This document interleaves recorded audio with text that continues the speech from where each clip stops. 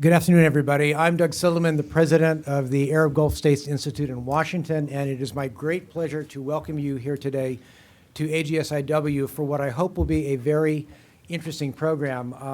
I will start by saying what I told our panelists earlier. I did my master's thesis on Soviet city planning, which tells both my earlier geographic specialization and my age.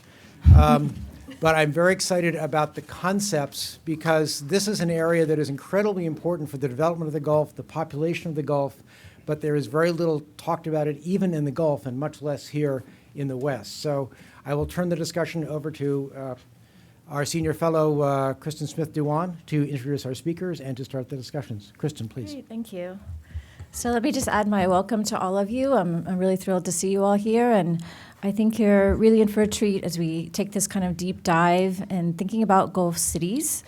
I think anyone who's traveled to the Gulf or has had some experience in the Gulf or even people outside the Gulf that look and try to understand the region, one thing that really stands out is, of course, just this tremendous, really rapid growth of these cities in the Gulf states, the cityscapes that you see. It's become iconic, in a way that people used to think of Gulfs, used to associate the Gulf, people who didn't know much with the desert. Now we have this alternative image of these rapidly developing cities. And I think there are just a lot of questions that people have to wrestle with in seeing this tremendous growth that has come in the Gulf states. And we've been really excited in the Gulf States Institute to look at the tremendous growth in scholarship as well as Gulf citizens themselves and other people who are interested in going to Gulf cities try to wrestle with a lot of these topics that emerge from the whole concept of rapid urban development. And at the same time, of course, thinking about how populations then navigate these really fast changes that have these underlying ties in how people live their lives. Whether we're talking about migrants coming into these cities, of course, these are countries that rely very heavily on migrant populations. How do these transient populations make these cities at home? How do Gulf citizens make these cities their home when they're seeing things change, right within their lifetime? I'm sure any of you have worked and spoken with people from the Gulf, always have these conversations about, within their own lives, this tremendous change that's taken place. Also, how are the Gulf states themselves thinking about these changes? We've seen the states, of course, always have a huge role in these developments. An increase now again in the idea of megaprojects and new cities.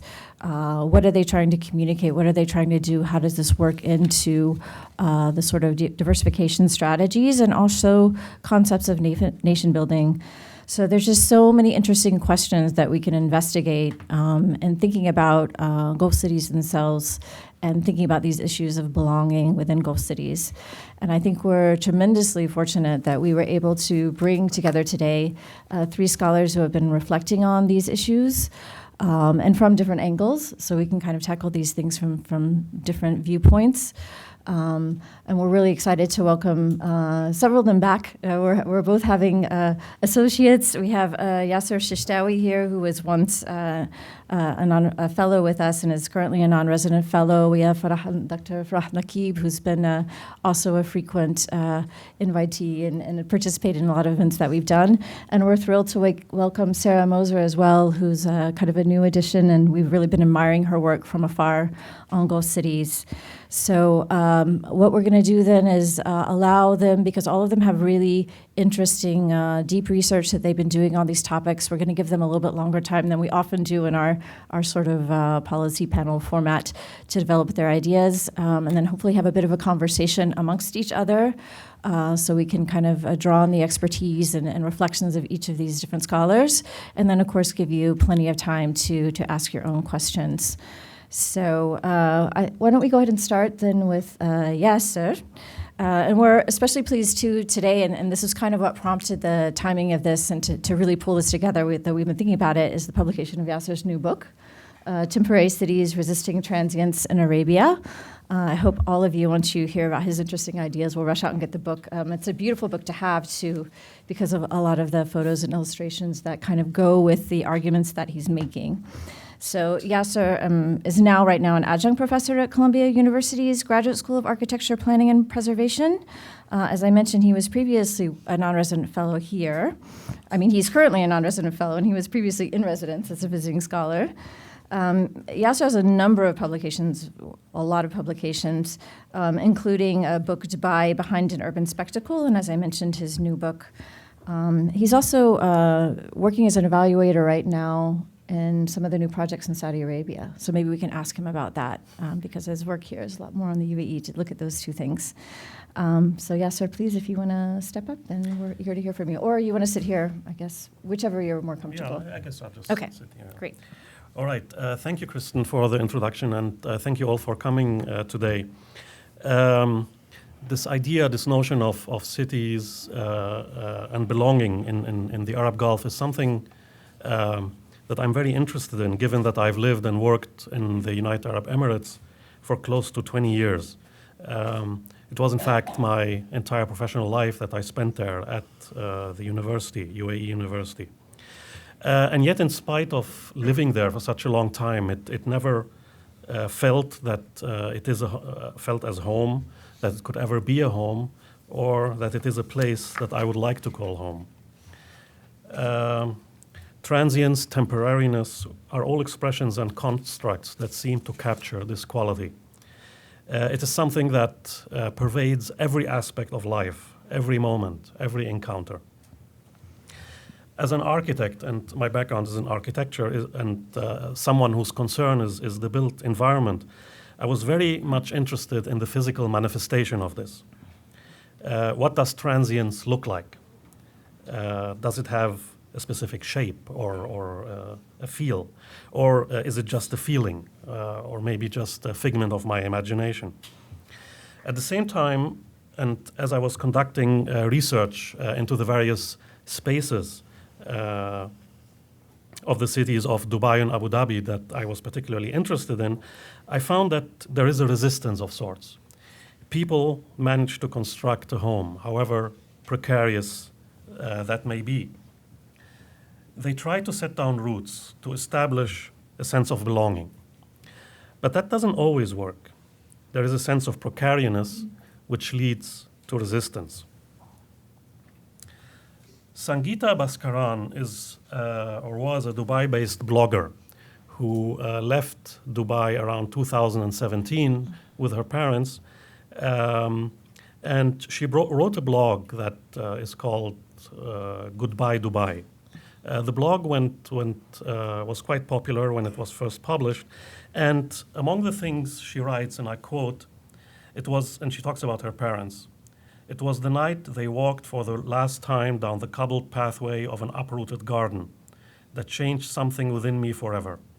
Seeing my mother wail like she had never before, and my father sitting in the car outside the house, stone-faced and holding back his pain, I swore that I would never make the same mistake, never stay in a place for too long without having the opportunity to be its citizens." And Sangeeta's writing was part of a much larger, I don't know if we can call it movement, but there were a lot of writings that came out at around the same time that reflected very similar sentiments. Second-generation migrants who began to feel that sense of transience, where they never really knew any home outside those cities that they lived in, and yet when it was time to leave, they had to leave. There were a lot of formal writings that came out of this, not just blogs. Andre Nafis Saheli, who is a writer and poet, former resident of Abu Dhabi, relocated to Los Angeles, wrote about the illusion of permanence. Deepak Unikrishnan, who is a writer who hails from Kerala, but grew up in Abu Dhabi, came to the US to study, and now teaches at NYU Abu Dhabi, wrote the book, a fictional account called Temporary People, which very much inspired me for my own book. And he describes the lives of workers and the precarious nature of their existence and the kind of feelings and encounters that are provoked by living in a city like Abu Dhabi. So following all of that, and after having returned in a way to the United States, I decided to write a book on these issues. And I tackle these subjects, and it is in a way an attempt to grapple with my own experiences and what I have encountered in the UAE. Very broadly speaking, the book is in two parts. The first one, I aim at constructing a landscape of transience, and I do that by looking at works of fiction that depict the Gulf cities. I look at filmic representations, whether it's done by professionals or residents in the Gulf. And I also talk about my own encounters. And this includes something that I did at the very end of my stay in the UAE, when I was asked by the producers of a show called Huang's World, which is hosted by Eddie Huang on Vice. I'm not sure if anybody's familiar with that. But he's a restaurateur, and he travels to different parts of the world, different cities, trying to capture the culture of these cities. For some reason, they have chosen Dubai, and they asked me to be part of a small segment. This was really very interesting because it came at the very end of my stay there. And I took Eddie from the old city in Dubai, the souk, and we went on a boat ride through the creek and then through the Business Bay Canal, and which was kind of like a ghost town, more or less, that whole district. And we ended up in some no man's land in Jumeirah, for those of you who are familiar with Dubai. So this whole experience, I talk about this quite extensively in my book, and it evoked a lot of these qualities that I talk about. The second part is comprised of case studies, and here this is really the main part of the book. It deals with my research into these various settings where migrants have attempted to create a home, to sustain a home, and so on. And they are examples on how people resist the force of the temporary city in a way. And I've conceptualized that as in terms of a set of spatial strategies. And the first one looks at quotidian space, or the spaces of the everyday. How people, through their mundane activities, their everyday encounters, how they attempt to navigate the city, to set down routes, and in a way establish a right to the city. And I've done that through a number of case studies. This one here, for example, is a street corner in Horalan Street, which is a low-income migrant district in Dubai. And I've observed and mapped what people do there. For example, here we see a set of workers just watching a game of cricket through a restaurant window. Or in alleyways where people go about their daily life, their everyday mundane activities, buying groceries or just sitting in the alleyway and having a cup of tea. Or in another part of the city, we observe a group of children playing cricket, and a guy is sitting on a chair, talking on his phone, watching the game, while another one is just passing by and having a look. So these are all mundane, very banal activities in a way, but they also, I think, are indicative of this ability to create a home in some way, even within a highly transient city such as Dubai. Another strategy relates to this notion of sheltering space, whereby migrants seek hidden spaces in a way where they can come together and meet their fellow migrants from other parts of the city or even from other cities in the Emirates. And one particularly interesting space that I found was this space inside a superblock in Abu Dhabi, in central Abu Dhabi, which is not particularly visible or apparent from the main city. You have to discover it. And there's a tree there, and migrants come together under that tree. So it really captured this notion of sheltering space. You also find it in other parts, like in the backside of abandoned buildings, or of an abandoned building that used to contain a market and now has been slated for demolition. People still come there. Or in Dubai, by the Rubayba metro station, which is a park-like setting, and it is appropriated every weekend by domestic workers, mostly from Nepal, but also from other parts of South Asia. And they meet there, and they come together, and it's a space that is for them, for that particular moment. It is theirs, and they are protected and from the surrounding city and from any interference. I've also looked at the more sort of cosmopolitan aspect of these spaces, and there are certain sites within the city that are quite open and that are accessible for large number of migrant groups, large different ethnicities, where people can come together and it becomes a kind of true public space, a plaza in a way. And one of those spaces is in Dubai. The official name is Bania Square, and mostly known by its original name, Nasser Square. And it is located right near a metro station. And it's one of those places where you have all these different groups coming together. People from Kazakhstan, from China. There's a little China town right nearby. Saudi tourists, Arabs, all sorts of people, South Asia, India, Pakistan. There isn't much interaction going on.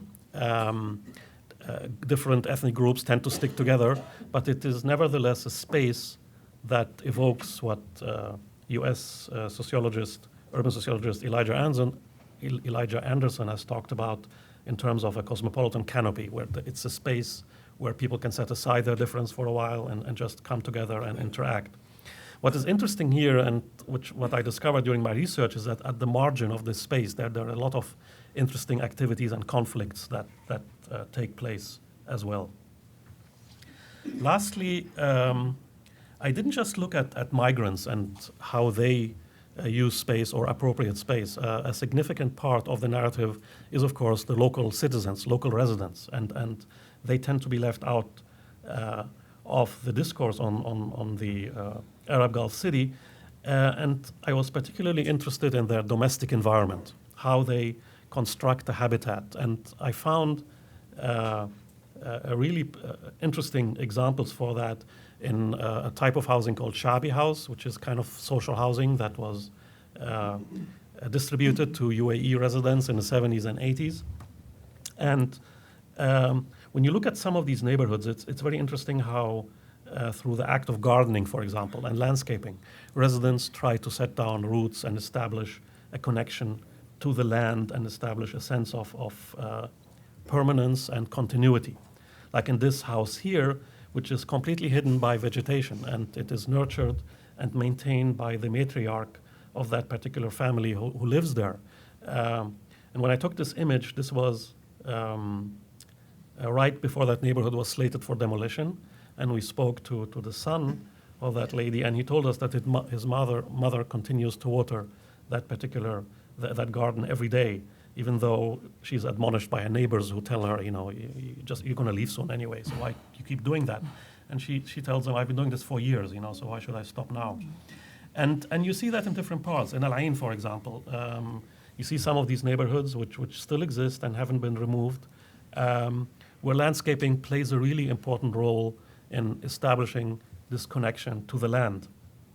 This is an image from a family album of one of the residents who lives in one of these houses, who shared this image with us. So this is the owner of the house, probably like in the 80s. He's there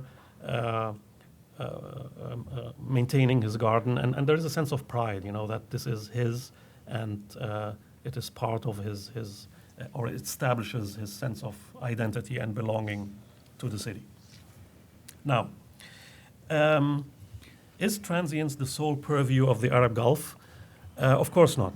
Transience is all around us. But in the Gulf, it is not, perhaps we can say it is not exceptional, but it is extreme in a way. Transience, as I'm arguing, is its sole or main mode of existence. Omar al-Shahabi, an economist from Bahrain who works in Kuwait, talks about importing people to populate and animate its megaprojects. He is in fact emphatic about the region's exceptionality and that this is unprecedented. So irrespective where one stands on this, whether it's exceptional, unusual, not normal, extreme, whatever, the situation in the Gulf is quite precarious. And it becomes even more so if we look at the demographic makeup, if we look at land use policies that promote endless expansion into the desert, or climate. And Abdurrahman Munif, famous Saudi writer who wrote his classic Cities of Salt, was asked about the reason for the title of his novel. Why did he call it that? He said, quote, "When the waters come in, the first waves will dissolve the salt and reduce these great glass cities to dust. In antiquity, as you know, many cities simply disappeared. It is possible to foresee the downfall of cities that are inhuman. With no means of livelihood, they won't survive." So I'll end on that happy note, and thank you very much for listening.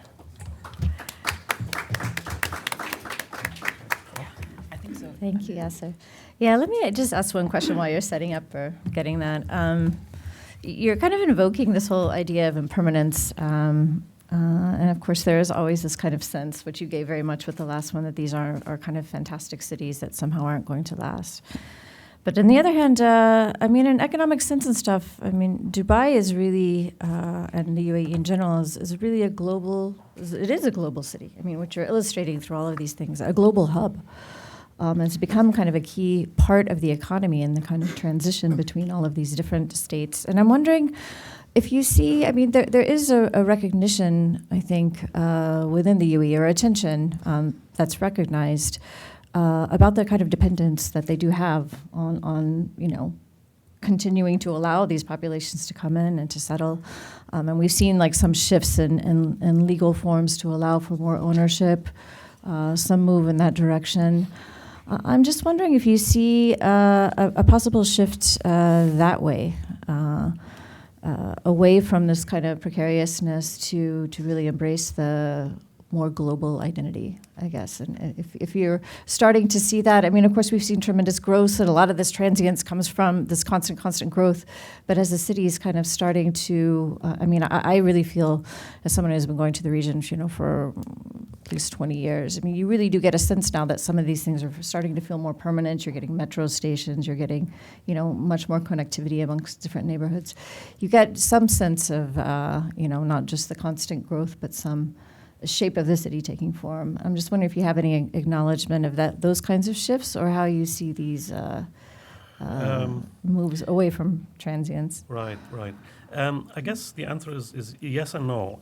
In some ways, yes, as you say, that there are attempts to sort of deal with this notion of transience, particularly in the last few years, with all these publications coming out and all these people talking about people leaving and so on. So that debate is there. So that's a good thing.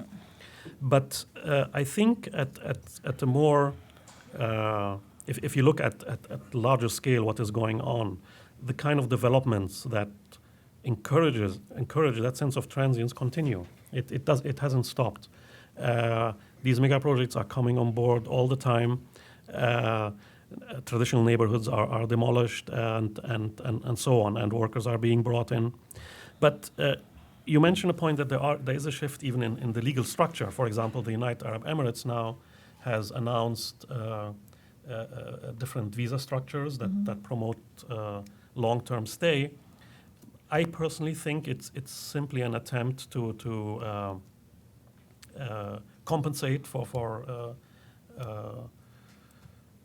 I don't know, you can call it capital flight or lack of or reduction in income because of the oil price and so on. So it's a way, because at the moment the way the law is structured is that it's only like if you are a multimillionaire basically that you can get these long-term visas. Mm-hmm. Otherwise it's not possible. So for all these marginalized the workers and the service workers and so on, it's quite precarious. Mm-hmm. One particular change which I think is quite interesting, announced quite recently, is that you couldn't really bring in a family. A person couldn't bring in their family unless your income was, I think, around 10,000 dirhams or something. Right now, they have reduced that to 4,000 dirhams and in the UAE, and you can bring in your family. Now, if you can live actually on 4,000 dirhams, that's another question. But it's I think this might be reflective of something a little bit more substantive, something that goes beyond simply cynically trying to lure money into the region. So it's a mixed bag at this point, although personally I'm not really optimistic. Well, let's bring Farah into the discussion. Dr. Al-Nakib, she's an assistant professor in the history department at the California Polytechnic State University on our beautiful western coast of California. She was an assistant professor of history and, of course, a director of the Center for Gulf Studies at the American University of Kuwait, where she did a fantastic job of bringing in scholars from internationally to really become a kind of a real center for discussion about Gulf issues. We miss her there, although we congratulate her on her new position. She's also the author of Kuwait Transformed, A History of Oil and Urban Life, and we welcome her then to give her presentation. Thank you. Thank you to Kristin and everyone here at the Institute for bringing us together for this panel, and thanks to Yasser for writing this book that we're all sort of thinking our ideas through today. And Yasser and I are in a very similar kind of place in life right now, in that we have both recently left the Gulf.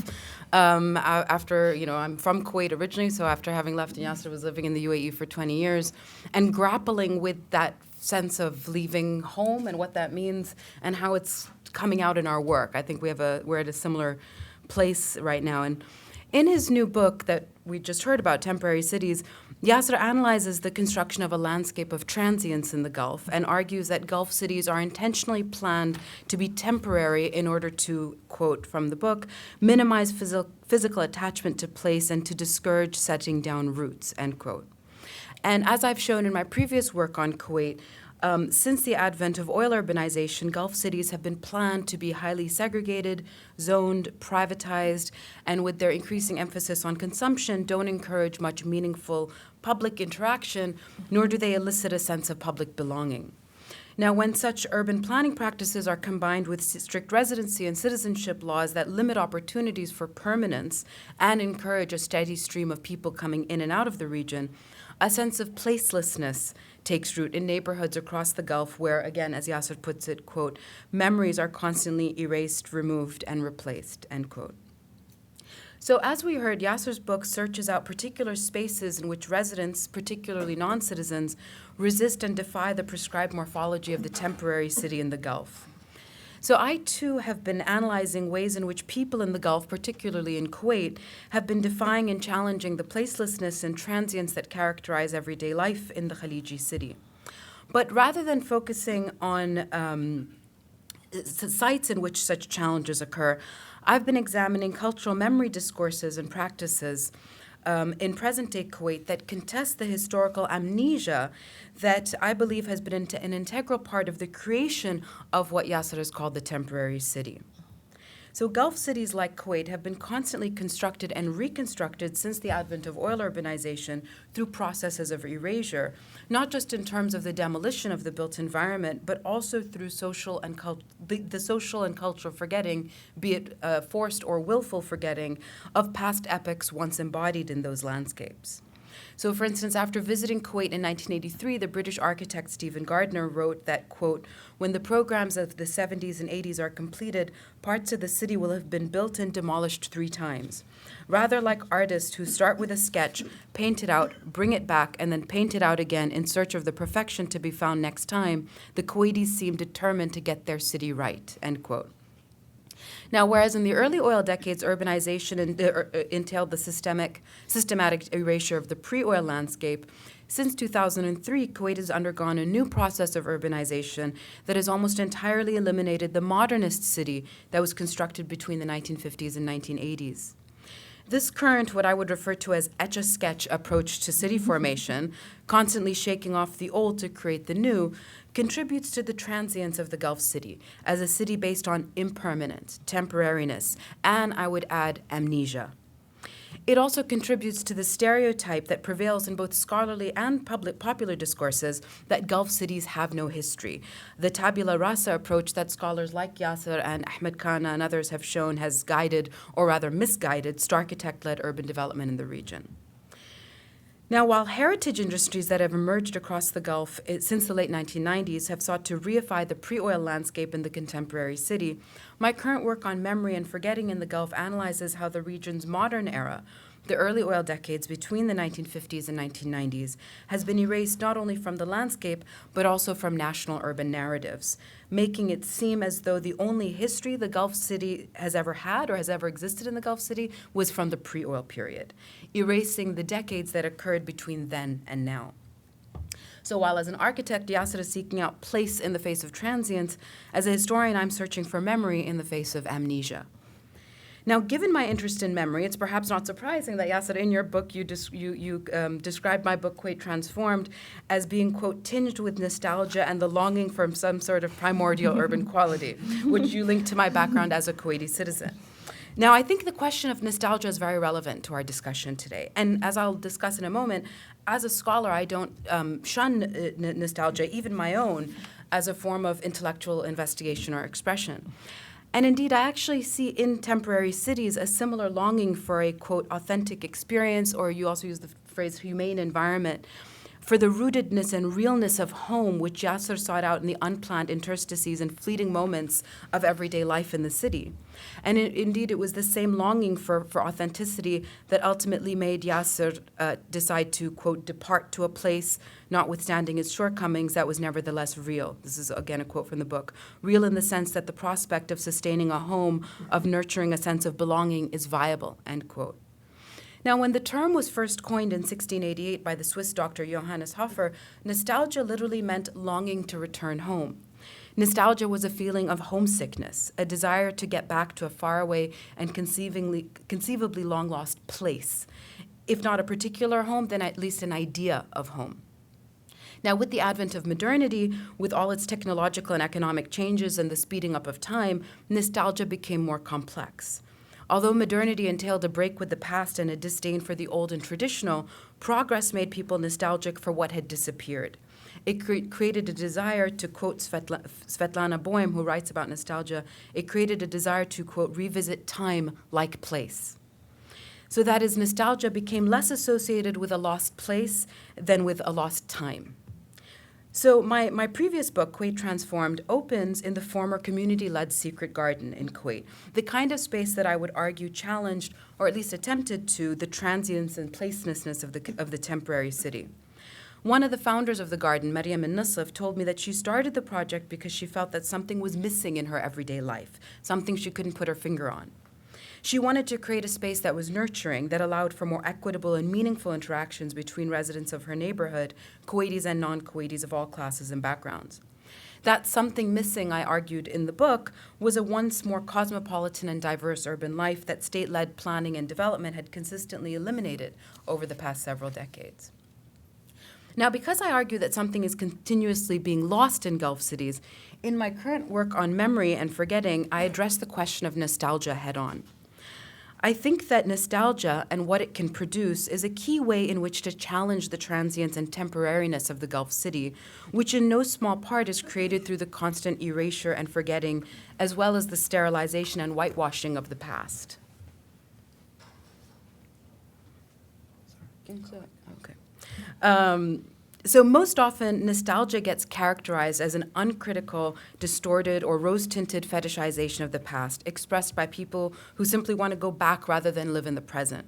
But this kind of nostalgia seeks to reconstruct the past, to live it through rituals and monuments, in museums and heritage sites, in treasured family heirlooms. And again, this is what Svetlana Boym refers to as restorative nostalgia, which, quote, proposes to rebuild the lost home and patch up the memory gaps, end quote.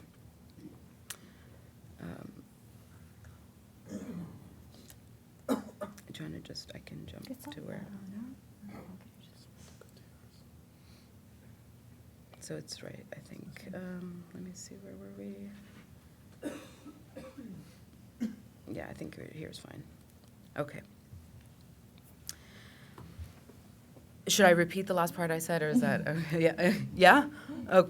Okay, so I'll go back just a little bit. So I said most often nostalgia gets characterized as an uncritical, distorted, and rose-tinted fetishization of the past, expressed by people who simply want to go back to the past rather than live in the present. And it's this kind of nostalgia that seeks to reconstruct the past in rituals and monuments and museums and heritage sites and so on. And this is what Boehm refers to as, she calls it, restorative nostalgia, which, quote, proposes to rebuild the lost home and patch up the memory gaps, end quote. However, she contrasts that kind of nostalgia with what she calls reflective nostalgia, a more critical and contemplative longing that, quotes, draws us to think about the ambiguities of change, end quote. So reflective nostalgia reveals that longing and critical thinking are not necessarily opposed to one another. Reflective nostalgics know that the past that has been erased cannot be reconstructed, relived, or recreated, but they seek to address and make sense of that loss, not to restore it, but to question what it can tell us about where we are and who we are in the present. So my current work focuses on ways that diverse people in Kuwait today reflect on the loss of Kuwait's modern era.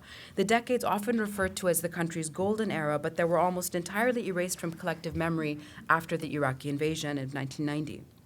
I argue that such reflective nostalgia directly confronts and challenges the amnesia and temporariness of contemporary Kuwait, just as Yasser argues that the sites and spatial practices he analyzes resist the transience of the Khaliji city. So I'll give a couple of examples before wrapping up of that. So one example, the Medina, is a group of mostly architects that curate alternative public walking tours of different segments of Kuwait, which are led by various guides who share their own understandings and experiences of the spaces they traverse and explore on the tour. The tours encourage participants to think about the city in new ways and to feel more connected to their physical surroundings. In addition to taking visitors to the kinds of hidden interstitial spaces that you discussed, Yasser, exposing people to alternative views of the city, much of their focus is on the modernist city that is rapidly being obliterated. So one of their most popular tours explores the city's iconic Fahd Salim Street, which in recent years has been almost entirely demolished. They also toured the modernist Sawabr apartment complex that was torn down this year, despite numerous calls by architects and residents to save the building. So through these tours, the city becomes a lived space, haunted by the multiple memories, experiences, and identities that permeate the spaces of the city, but that are erased with the constant demolition of the landscape. These are in the wrong order. As another example, in 2011, the Kuwaiti art duo Hamid As-Saab and Ali Sultan held an art exhibition called Reminiscing Kuwait to A Tale of a Country. The artist took a collection of historic articles and pictures of Kuwait, mostly from the 50s and 60s, and reinvented them as pop art. According to the artist, quote, "There was a time when Kuwait was on its way to being an Arab utopia through the vision of its enlightened leaders," end quote. But then, they say, Kuwait history took an unprecedented turn without us even knowing. So by explicitly taking their audience through a journey of different aspects of Kuwaiti lifestyle in the early oil decades, the artist, quote, "let you decide where we were, where we are, and what went wrong along the way." That is, they question why Kuwait failed in its goals of becoming a happy and progressive Arab city, a failure that the erasure of the modern era helps us forget. And finally, in a different kind of critique, the Kuwaiti, the 2000 critique of the erasure of Kuwait's modern era. In 2011, the play *The Speaker's Progress* by Kuwait's playwright Sulaiman al-Bassam was set in an unnamed fictional Arab state where all visual and sound recordings that didn't conform to Islamic values were banned, and where reels of footage of plays and musical concerts from the country's golden era that were no longer deemed culturally appropriate to house in the National Archives were recently disposed of.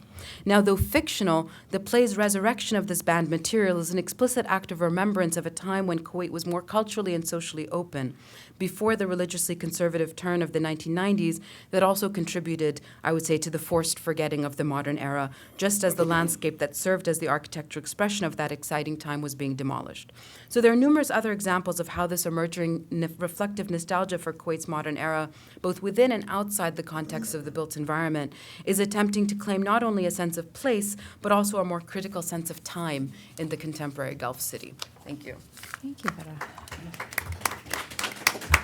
Sorry, I know I went a little.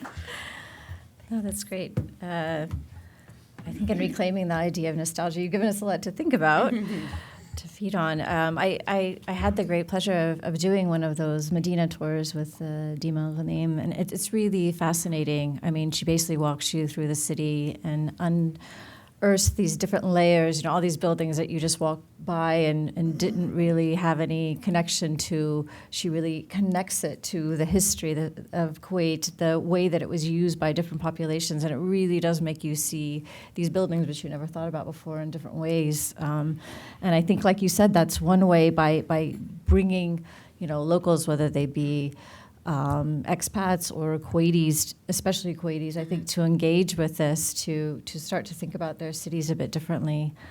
I wanted to ask you just one thing, though.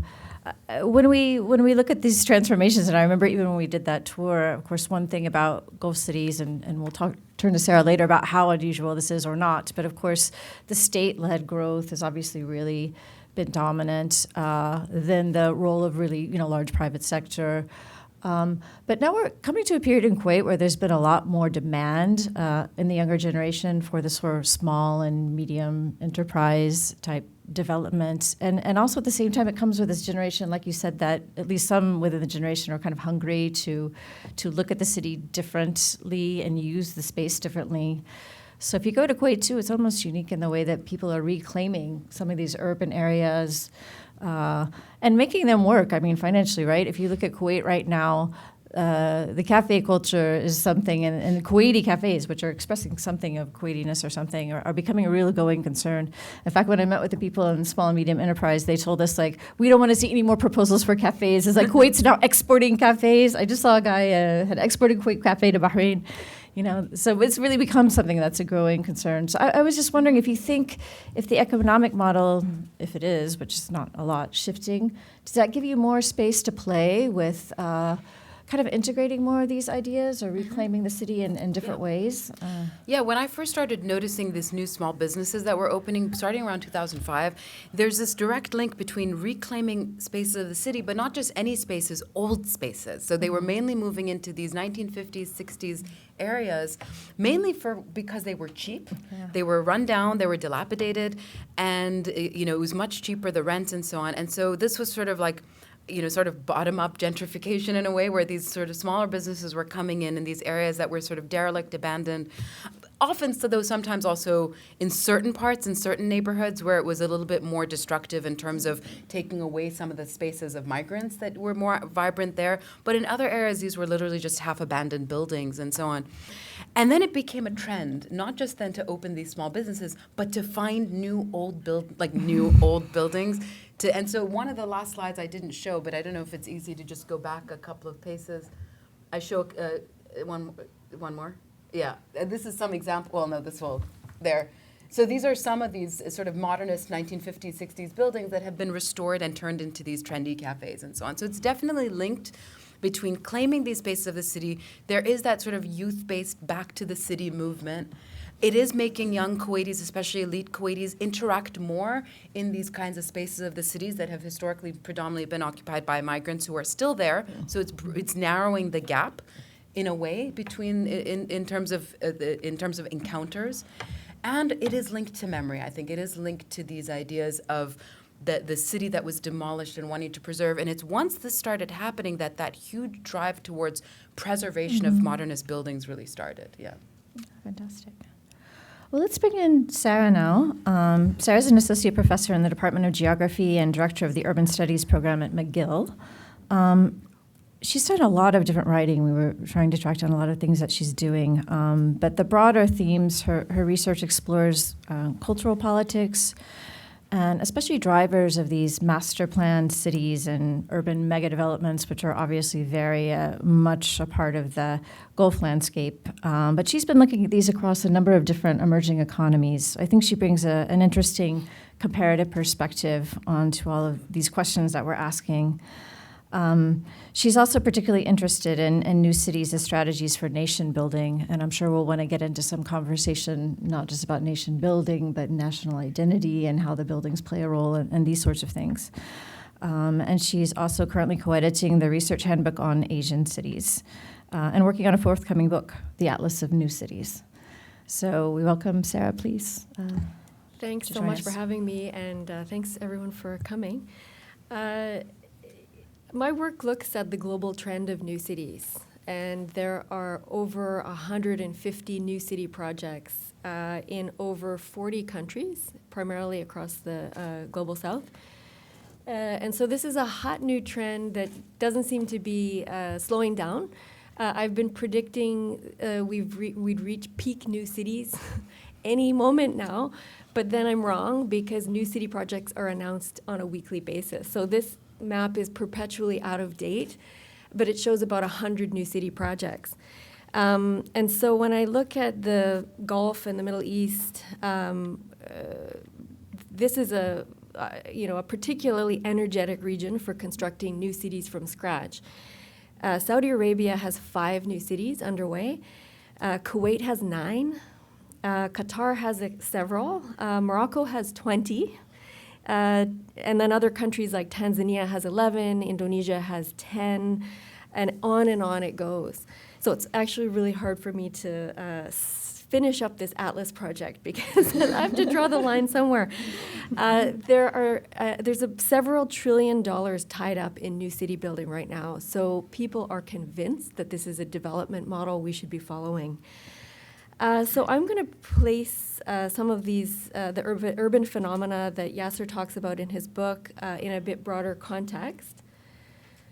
So I'm going to be highlighting some of the new city trends. And this is really a whistle-stop tour through the phenomenon because I could talk for hours about this, but I have 7 to 10 minutes. Okay, so just briefly to characterize some of the new urban utopias of the 1960s, we're looking at a completely different phenomenon right now. In the 1960s, we have Chandigarh and Brasilia. Those are the two kind of poster children for new cities in that generation. They were state-driven and state-financed public projects. They received a lot of funding from international NGOs. They followed an international modernist architectural idiom, and they were infused with socialist ideas. They were also secular, more or less, and they were constructed with domestic labor. So keep this in mind when we look at contemporary new cities. So what we're looking at, compared to 50 to 100 years ago, new cities were dominated by the US and Western Europe. Those were the big movers and shakers in the construction of new cities. Today, we have a whole new set of players. We're looking at South Korea as building new cities in Latin America. A Russian company is building a dozen new cities in Africa. Malaysia, UAE, Singapore, Qatar, all sorts of new players on the scene. So the global north is no longer has a monopoly on urban expertise. And we're seeing new actors and new hierarchies of power and also new patterns of exploitation. One of the major trends is the corporatization of urban space and governance. New cities have mayors, have CEOs, not mayors. There are no elected representatives, no city councils. 100% are CEOs. And 100% of the CEOs of new cities are men. So it's a very male-dominated landscape. And so when we look at King Abdullah Economic City, which is the city in Saudi Arabia that's the furthest along, the city itself is a publicly traded corporation listed on the Saudi Stock Exchange. And so Cake, as it's called colloquially, is owned primarily by non-residents. So the corporatization of new cities plus the authoritarian context means that there are new ways in which states are strengthening themselves through collaboration with the private sector. We're also looking at the growing role of the private sector and technology companies. There are new types and scales of public-private partnerships, a subversion of democratic processes, a lot of sweetheart deals between companies and governments, little or no public consultation, and little accountability to the public. And so the big technology giants, they can smell the money opportunities. So IBM, Cisco, Google, Facebook, they're all getting in the city building business. Cisco estimates they stand to make at least $400 billion from new city projects in the coming 2 decades. So the slides are slightly off because I think it traveled from PC to Mac, but never mind. What it says here is PowerPoint cities. This is the term I've called these cities that exist only in PowerPoint slides and websites. So the all blue shows city projects that haven't actually broken ground or started. And the yellow is actually residents that have relocated to the cities. So we're still largely looking at a phenomenon that is taking place digitally instead of in real locations. Another trend is real estate globally is becoming an asset class. And so new cities are being created to create real estate, to create investment opportunities. And nothing exemplifies this more than this particular city in Kuwait, which is sort of the mirror opposite of what they've done in Dubai and the Palm Jumeirah, building out into the sea. This creates canals into inland, 6 miles inland. So everyone gets waterfront property. The global flows of migrants, none of this would happen without cheap labor. And so worker camps are becoming normalized. And the normalization of worker camps can only happen in particular political contexts. This would not fly in Canada. You could not say we're building a new city adjacent to Montreal and we're going to have a worker camp of Bangladeshis with 20,000 people living there. We're also seeing new cities as geopolitical strategies. So what we're looking at here is a plan for Duqm in Oman. And it's a Chinese city set up in a very strategic location along with a dozen other Chinese cities and port projects across the South China Sea and in the Indian Ocean, all the way to their first military base in Africa.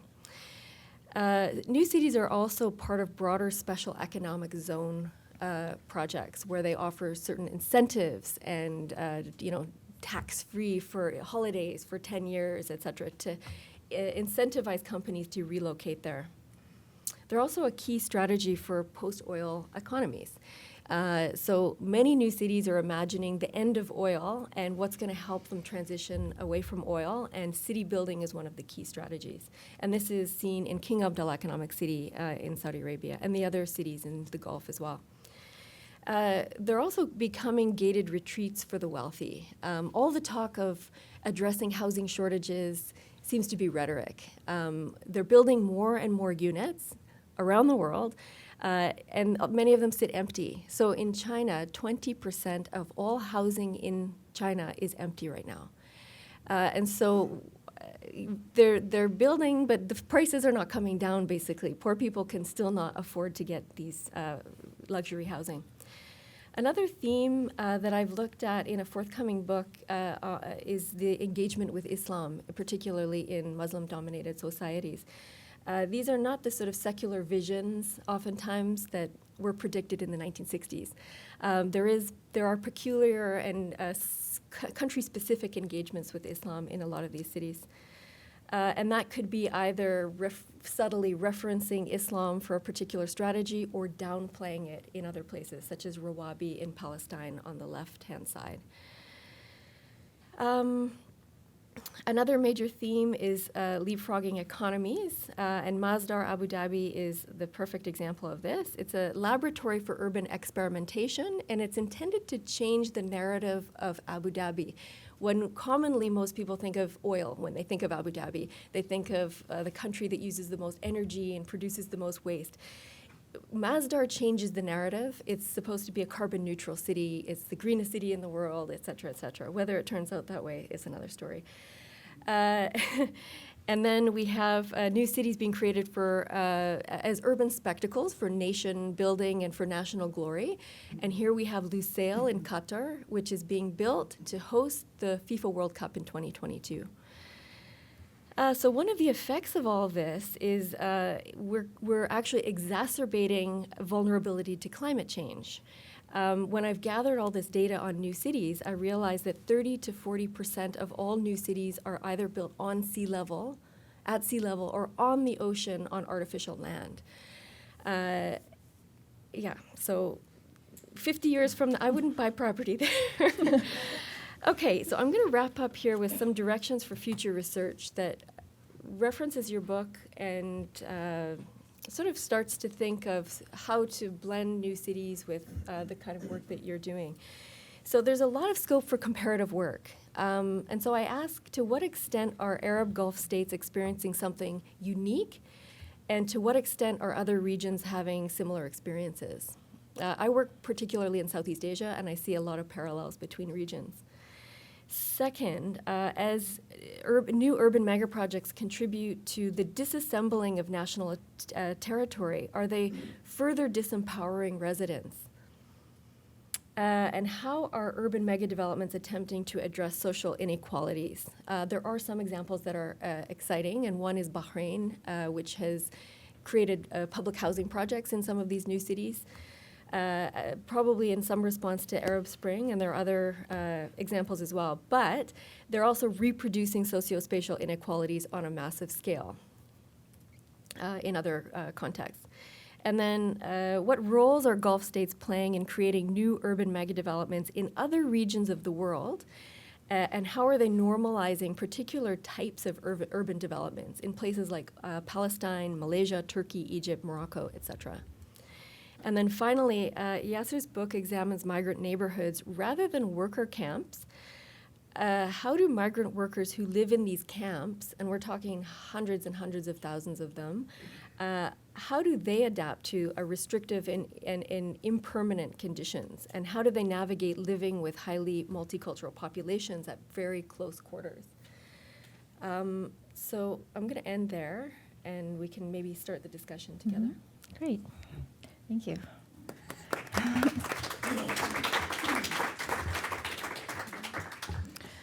I wanted to give a chance just to ask a couple questions sort of across the panel before we turn to all of you. And please do be getting your questions ready for our panelists. When we're ready to do so, we'll be handing around a microphone, so I'll ask you to wait for that. But let's have just a little bit of conversation, because I really want to try to draw together some things in between your different talks. And first, just starting with Sarah, I was wondering if you might answer for yourself your first research question. When you were talking about this kind of comparison sense, right? Like, how do the Gulf countries, how are they very much the same of what you're seeing across these different examples? Because we want to kind of draw upon your expertise looking internationally. And what do you see kind of as distinctive in these new city developments in the Gulf? That's a good question. I mean, I'm really trying to figure out what is distinct about these. I think the numbers in some cases, like in the UAE, you see the expat and migrant worker population far outnumbers the local population. Mm-hmm. This you don't see in other parts of the world, although Singapore is 20 to 25% non-Singaporeans. And other countries are importing vast numbers of migrant laborers as well. I would argue this is kind of a global phenomenon that there's some similarities across the board about the speculative aspect. Like, this is speculative urbanism, 100%. Real estate is a key vehicle for investment in the Gulf, but also we're finding this kind of everywhere. The overbuilding and the empty housing, the sort of threat of ghost cities is always there. The role of technology companies in a lot of places in the Gulf, but this is found everywhere as well. Mm-hmm. The speed of the projects. Before you can get a group of citizens to oppose a project, it's already built.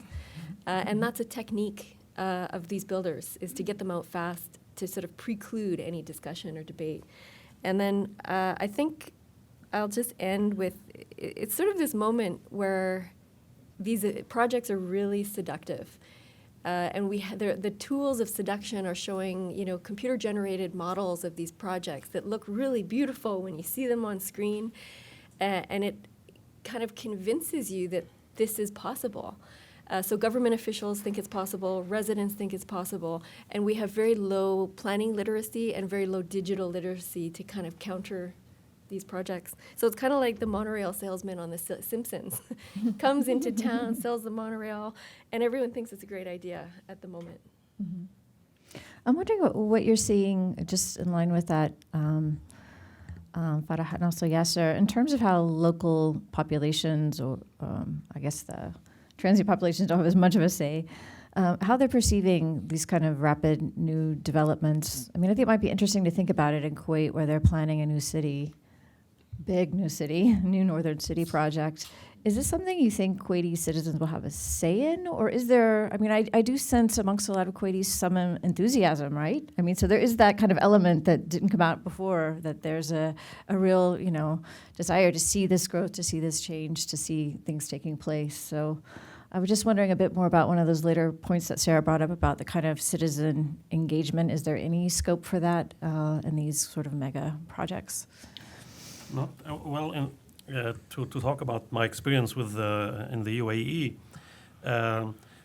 throughout the Western world, for example, there is this idea of citizen participation, and if there are any projects that are being introduced, there are public hearings, and to the dismay of some developers who would really like to abolish these because it results in projects being delayed, being changed, and all sorts of things.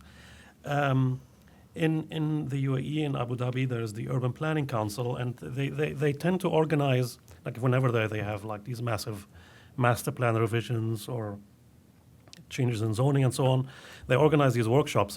But the kind of people that tend to attend these, and I was among them, are like government employees and various agencies. There are no NGOs. There are certainly no citizens. So the view of citizens is not taken into account at all in these projects, and they are probably as bewildered as everybody else. But local citizens tend to live in suburbs that are specifically built for Emirati citizens. They come to the city probably or they look at it as something that it does not really belong to them in many ways. And again, I reference Omar Al-Shahabi, whom I discovered while I was finishing my book, who talks about the Gulf and the mode of development there in terms of megaprojects, and that it's so unprecedented because these megaprojects are being built and there is no local population that can actually populate them. So what they do, they import people to populate these projects. And that's something that I think is really unique if you compare it to other parts of the world. So, and again, I'm talking about the Emirates, but I guess like a place like Kuwait, that there is a much more sort of exchange of views, I guess, or I don't know.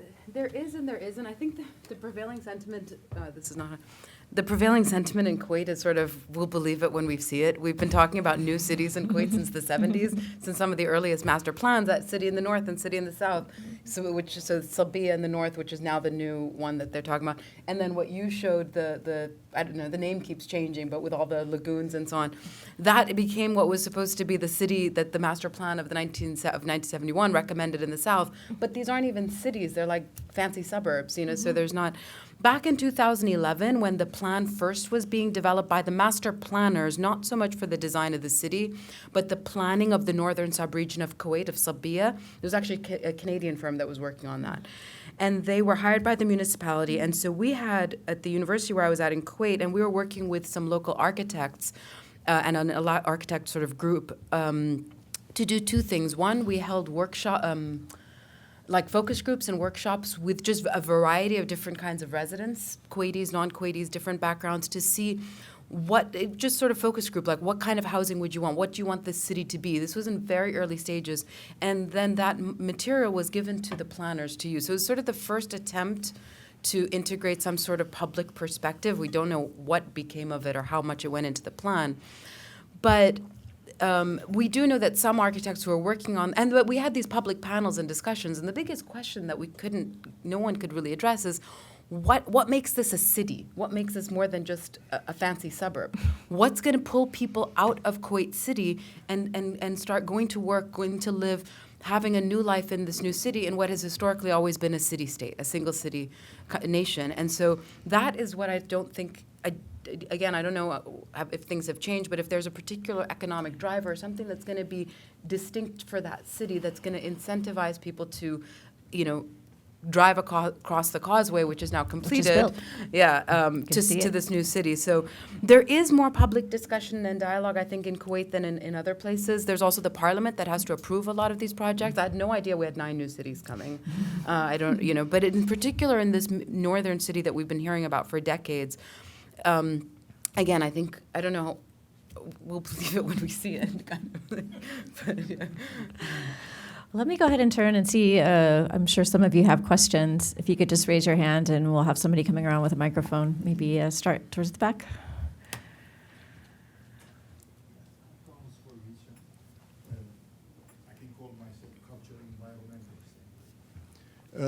To both Sarah and Yasser, I mean, what you described is what was past with the cities and what is the present of those cities. How do you see or foresee what is coming? I mean, especially whether we call it gentrification or mega projects on steroids.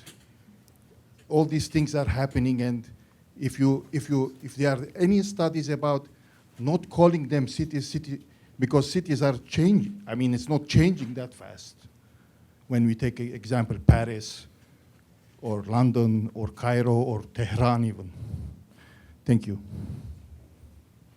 Are we taking one at a time or not? Why don't we take, I'm going to take a couple questions at once so that we can deal with them. Let's have Ambassador Ziada over here on the right.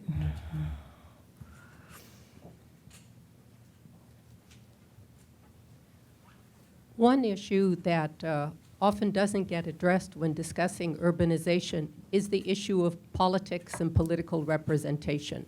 And we see this a lot in the Gulf, particularly in the smaller Gulf states like Kuwait and Bahrain, where they have parliaments and elections and political representation is based upon geographic communities and historic and homes where certain families or tribes historically have lived.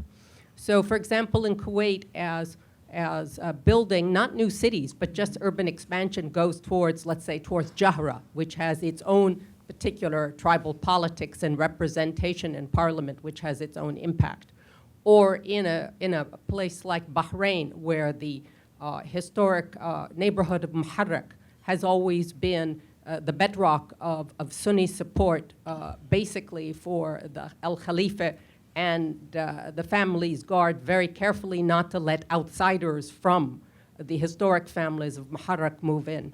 So with urbanization, let alone new cities, we can put new cities aside, just urbanization in the sense of neighborhoods being torn down, people moving, expansion of families into newer built areas. How does this affect the political landscape in terms of electoral politics, and how do the governments and the ruling families or the royal families deal with this phenomenon? Thank you. Should we go ahead and work with those two questions? Anyone want to pick up the first one on the future of cities? What do you think they'll look like? Yeah, maybe I can talk to that. It's an interesting question. Clearly, I mean, we can take I ended with a quote by Abdurrahman Munif. So basically his argument is that these cities will disappear and that they are on their way to extinction. It's clearly something that I don't necessarily believe in, nor do I hope, that the cities in the Arab Gulf are building themselves to irrelevance. But looking at current trends, and particularly if we look at places like Dubai, the only way, or what I see, is that it's basically a continuation along the same model. Basically, as long as real estate is looked at as a product, as a commodity that generates income, the current model of development will continue, irrespective of warnings and so on.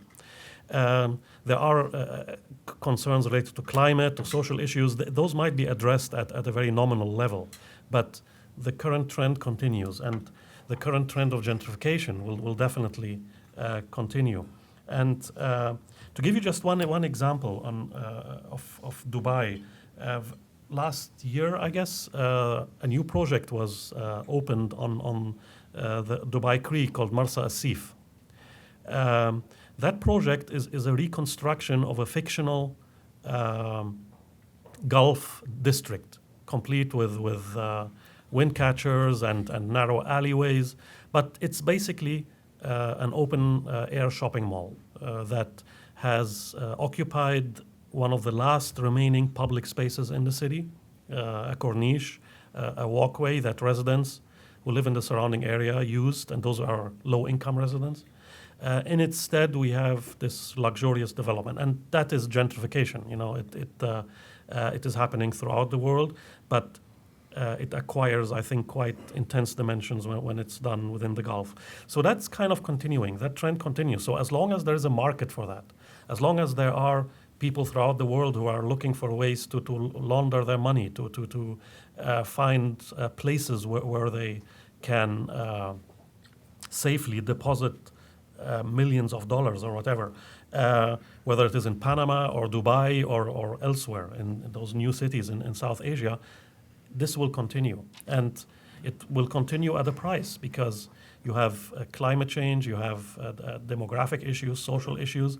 So it will further intensify inequality, it will exacerbate social tensions, and all of that puts the very survival of these cities in question. So that's basically my view. Sarah, do you have a thought on that? I imagine you think the future is going to be new cities. Yeah, unfortunately I do. But I think it's more of the same. Like, I agree with what you just said. Existing cities continue to grow, and the infrastructure is, inadequate, and it's so appealing to kind of abandon the messy existing cities and start fresh with something beautiful and utopian. So that impulse is still there. So I think these are also playgrounds for tech companies, and there's just too much money to be made to leave them alone. And I wanted to just add, I think there's actually going to be an increase in transients and an increase in temporary residents moving forward. And I look at King Abdullah Economic City for an example. If you're not a healthy, productive worker, there's no place for you there. There's no social safety net. It's a corporate city. It's a private, gated corporate city. So if you're no longer a productive worker, you're out. And you're allowed to be kicked out because it's a private city. It's like a big mall. The mall police can kick anyone out of the mall that they want. So there are no place for old people, for disabled people, and no space for the dead. So significantly, when we talk about transients, none of the cities that I've looked at, except for one, have cemeteries. So you're supposed to work, and then when you get old and frail, you get out and you die somewhere else. Farah, do you want to talk to Ambassador Ziada's question? Yeah, and I agree with you in the sense. I can speak on Kuwait because it's obviously what I know best, and I've written quite a lot about it. It's intimately linked. How the city has, especially how neighborhoods have been developed since the 50s, is intimately tied to the political landscape and to political participation, to voting, to electoral districts. Just as one example, Kuwait's parliament was dissolved in 1976. Unconstitutionally, so it was not reinstated until 1981. Right in that interim, from the sort of the 70s into the early 80s, there was a massive new housing that was developed primarily for the settlement of Bedouin, and I've looked at that research in my research in terms of sort of the differentiation that the state created between different housing areas and how different sectors of the citizen population were sort of treated as unequal citizens in these different neighborhoods. But also one of the things that it did is right before 1981, when new elections were called for the reinstatement of parliament, new districts were drawn right at that time to incorporate these new areas, which also then created new kinds of political bases around. So definitely, especially in the period before the invasion, and so from the 1950 to the 1980s, the ways in which the suburbanization of the city was intimately linked to political participation, for sure, and the construction of sort of different levels of citizenship and social hierarchies. Just one observation along that same line. I was doing research at one point in Qatar and trying to understand when they were going to have their Shura Council elections, which had been promised for a long time, which you're very aware of. And I kept going to the main office that's running elections, which is in the Ministry of Interior, and they kept telling me, well, we're trying to work this out, but we're having trouble because we need to look at the different tribal affiliations and balance, and people have moved, so we don't know how to deal with this. So it's very interesting to see that the urbanization was messing with how they thought they were trying to get kind of inclusion of different representation in the country. So one other observation. Let's have a few more questions. One here on the left. Thank you very much. My name is Fouad Malkawi. I'm from the World Bank. And I was lucky to work in almost every single city in the Gulf, basically. My question really focuses on the distinction, actually, between the cities rather than the commonalities that were probably introduced in the presentations. I mean, I'm going to take the example of the 140 new cities, but it actually reflects on my comment on the other presentation in the fact that probably I know, at least in the Gulf, 20 to 25 of these cities, basically, and I think each one is a different story. It is built for a different purpose. Kuwait, as Farah mentioned rightly, we don't know if they're ever going to be built, simply because in Kuwait it is difficult to take any decision. It's as simple as that. And simply actually, which is a healthy sign because of the democracy that they have in making many of these decisions, basically. Now in Saudi Arabia, for example, 70% of the population live in the 3 metropolitan areas.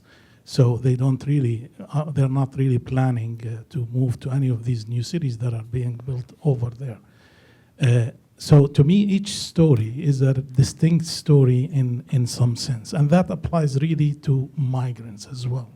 To me, there are 2 distinctions among basically, let's say expats, let's call it this way, workers actually in these countries.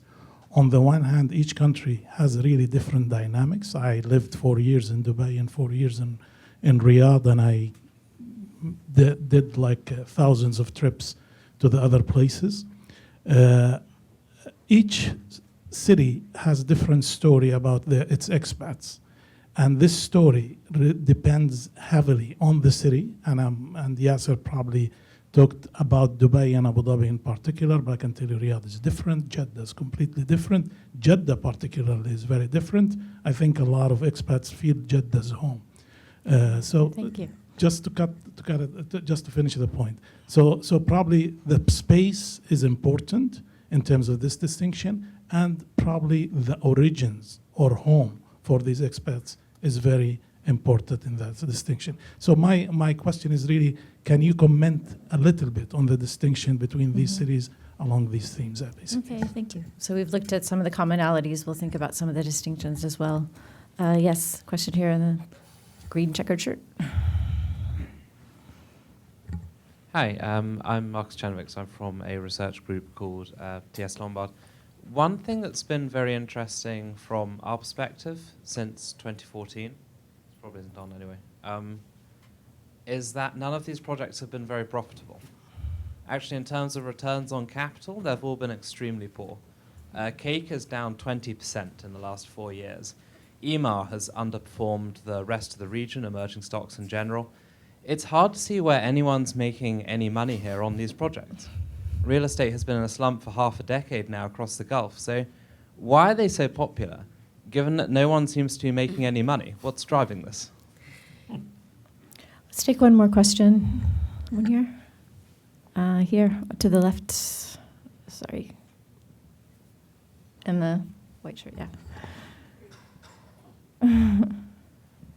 Hi, thank you all for your presentations. Very insightful. I enjoyed all of them. I'm Sami Taib from the Washington Report on Middle East Affairs. In light of the urban development you were all talking about, based on the premise that, for example, the identity of the city is something that is socially constructed by its residents through their lived space, opposed to the identity of a city being constructed through its architecture or urban planning. What needs to happen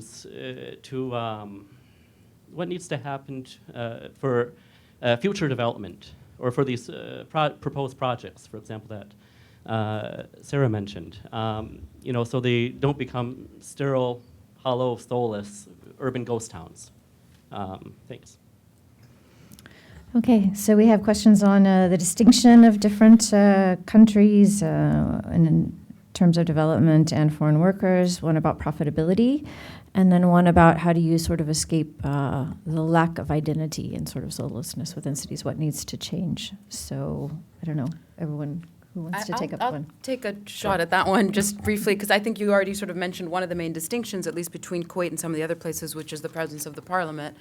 And there is that sense that, we often hear this in the discussion, right? Kuwait was the pioneer back in the 70s, and what went wrong? And look at where Kuwait's falling behind, and everyone else has surpassed it. But actually, like you said, I think it's just a very different dynamic in some ways. And so I think part of the issue with Parliament is look at when analyzing some of these projects and cities is who's profiting from them, who's benefiting from them, who's not.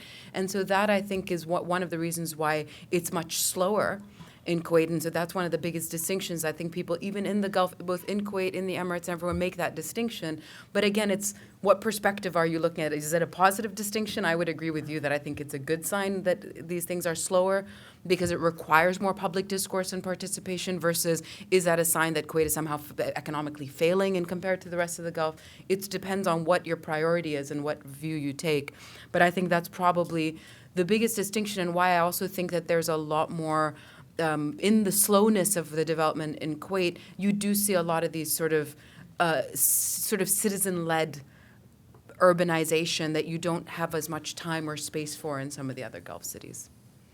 Sarah, do you have any insights, into the profitability? Have you done any research? Obviously, you've been looking at, you think somebody's making some profits. In Yes, these. people are making tons of money. I mean, maybe not you and I, but if you're a government official and you know that there's a new city project being talked about, and you then buy a big hunk of land where that city's likely to be built, you've made your tens of millions, and your kids will go to Ivy League schools, and it's a success story for a lot of landowners and government officials. If you have a construction company, you're going to make tons of money. If you own a concrete company. So a lot of the people, before the city even breaks ground, they've made their money. So it's irrelevant if it actually succeeds or not for a lot of people. Yeah, so did you want to talk about the other question about what needs to happen? Yes. I'm sure I know you have a lot of ideas about that. I do, but also very briefly about this idea of distinction of Gulf cities. I certainly agree. I mean, they are different in terms of degree of urbanization and stage of development, and they all have their sort of unique stories. But what is really interesting when you look at how migrants use urban space, for example, there are similarities. And of course, my experiences with Dubai, Abu Dhabi, Doha, and very recently Riyadh. And just to give you an example, in Riyadh, there's an area called Hayy al-Wazarat, which is kind of like a low-income area, and I asked one of my friends to take me there, and it was remarkable the kind of activities and behavior that exists there is very similar to what I've seen in Dubai and Abu Dhabi and elsewhere. So there are similarities because of a particular mode of development, because of particular labor structure, policies. I mean, we can look into that, but there are some commonalities. Now, the question, how do these projects not become ghost towns? I guess that was the question, right? That's I don't know. It's actually a question I had for Sarah. Is it would be interesting to really look into how these cities are inhabited and how they are used and what kind of patterns of behavior occur there. You mentioned Chandigarh and Brasilia and in the beginning, and if you look at these settlements now, there's a lot of informal activities that take place. So there is a kind of narrative that takes place that subverts the original intent of these cities, which basically that they become generators of income or parking of illicit money. So something else can happen, right? When people move in, they just have their own ideas and they begin to change things and so on. But it's really speculative at this point to understand because that's something that's happened in the future, and many of these cities now are still coming on board, although from what I understand in China, for example, many of these have been built and they're empty, right? There's like nobody there. Or we have seen examples in Turkey of these massive suburban developments that are just empty. Nobody's living there. So I don't know. I mean, it's something that I think probably the one distinction, like you mentioned in areas like Brasilia and Chandigarh, where you see these informal or subversive kind of activities, despite the modernist planning goals and ideals of those cities. But these are very different because, like you said, these are corporate entities and they can just kick you out. So is there even an opportunity for the kinds of subversive activities that we see that counter the restrictions of all planned cities, but when they're in the public, sort of, it's harder to restrict in a city where you're not literally just going to get kicked out by a security guard. Right. There are spaces of cities where that happens and where subversive activities are less permissible than in others. But when the whole city is governed that way, can those opportunities for alternative ways of living that was not the intention of the original plan be allowed to surface, I guess? So I'll just respond quickly. I think one of the key differences between Chandigarh and Brasilia and that era is that they were domestic workers who you can't really kick out, and they're state projects. Yeah.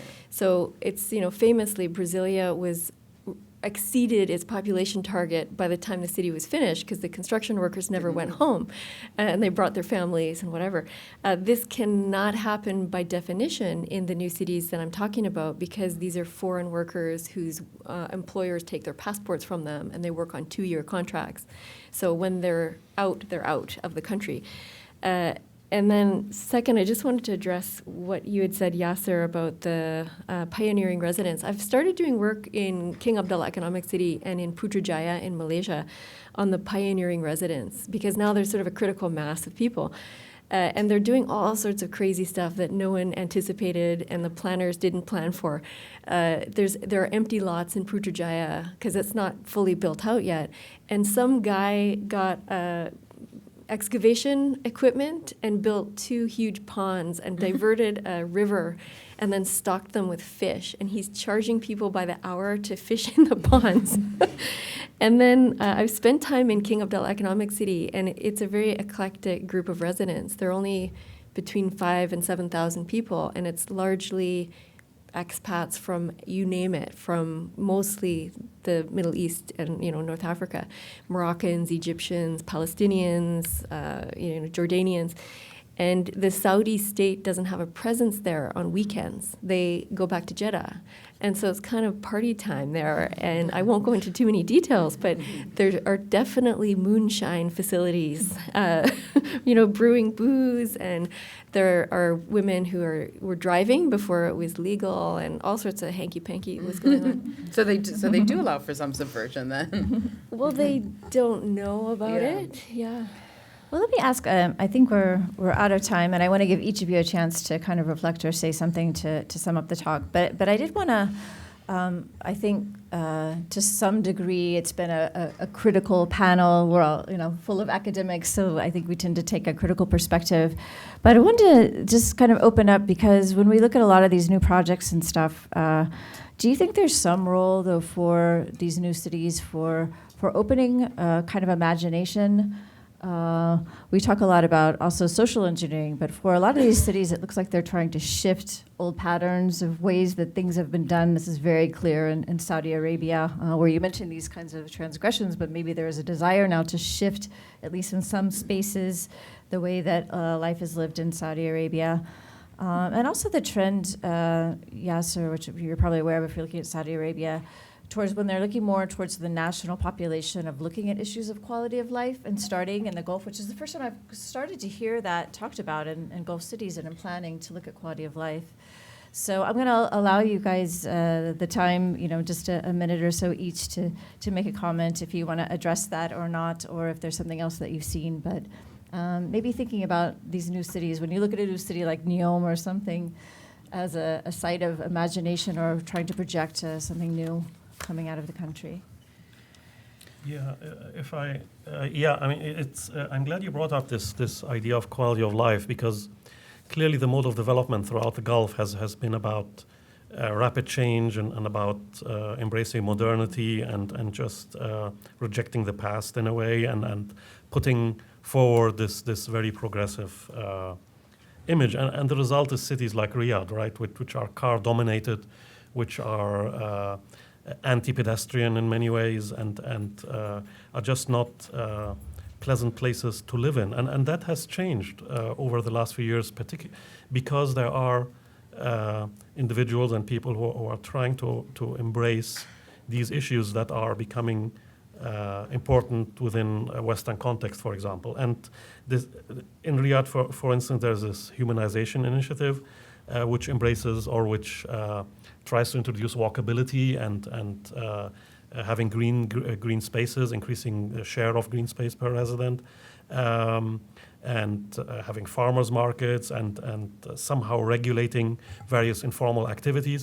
So these are all issues that weren't really or typically part of the urban discourse that we find in the Gulf. And that is being slowly embraced out of economic need, out of realizations that the current state of cities is not sustainable for all sorts of reasons. But it's becoming, I think, a part of the urban paradigm, and that definitely is a positive development.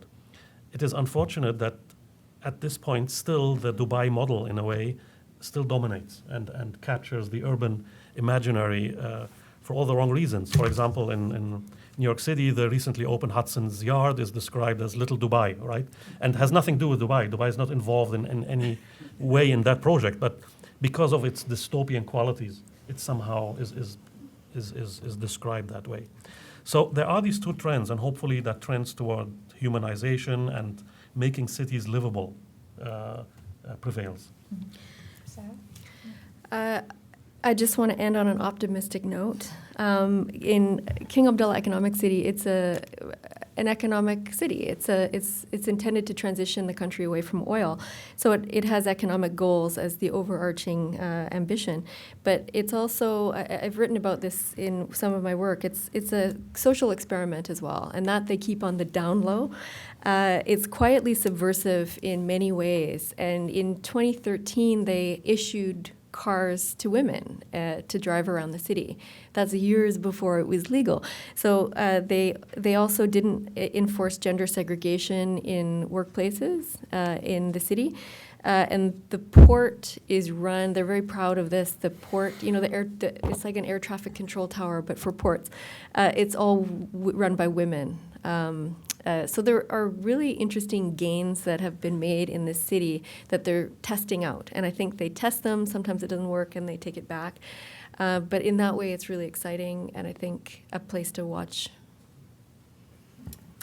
Yeah, I want to sort of echo what Yasser was saying. I think what I've seen in Kuwait, and I know that there's echoes of this in other places like Dubai as well, a new urban discourse that's emerged. And in Kuwait, I've been seeing this since at least around 2005, 6, 7, around that time, where there's a new discussion that's been happening. And I think when you talk about quality of life, I think there is a growing realization that quality of life means more than what we get from the welfare state, but the quality of life in terms of choosing a more interesting everyday existence.